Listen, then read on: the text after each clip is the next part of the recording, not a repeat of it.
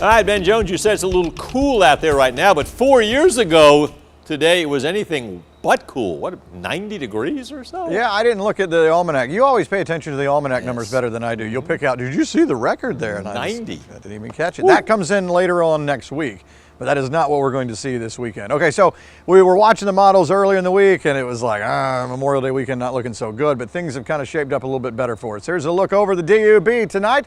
Skyscraper showing off. We have 66 degrees, and as we head through the overnight toward tomorrow morning, somewhere in the 50s. There's a look at the numbers, a lot of 60s on the board now, not far from upper 50s here in Macon. All right, so again, this is kind of the look for tomorrow. Clouds in the eastern half is how we'll call it for our area, and then sprinkles just maybe out of reach. But if you're in Hancock, Washington counties, places like that, you may get a sprinkle or two. This is all Carolinas, and I mentioned earlier, a lot of folks probably already left, but if they're along the Georgia, Carolina coastline tomorrow, rip current's still a problem out there, and obviously it is cool and breezy too, some cold stuff. They're all in the 50s during the day tomorrow in South Carolina and coastal Georgia. There's a look at the rain coming up as we go through the overnight. We're still quiet here. This takes us into tomorrow around lunchtime. Again, look at our northeastern counties. Maybe a sprinkle or two from this non-tropical low that continues into the Carolinas, not setting up for a great day at all there. Just barely grazing us here tomorrow afternoon, and the farther west you go, you may see more sunshine than our eastern counties, kind of splitting us right in half there. There's midnight tomorrow night as we go forward into Sunday. System begins to pull up toward the north. We have a good looking day. Can't rule out a shower or so here as we go into Sunday afternoon. Not looking for a lot with that.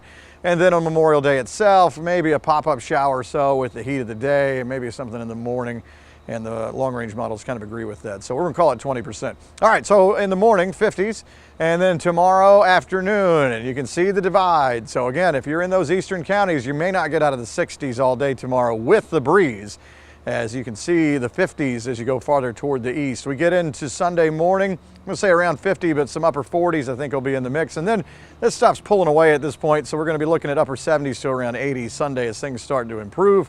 And we'll see better and better stuff. This takes us into Memorial Day itself, maybe some upper 70s to around 80. The wind will be howling again tomorrow, 25 to 30 plus mile per hour winds. You can see it's definitely stronger in South Carolina as this thing pulls on in, and it should weaken down some as we go through the weekend. All right, so the most impactful day, if we were going to see anything, would be tomorrow.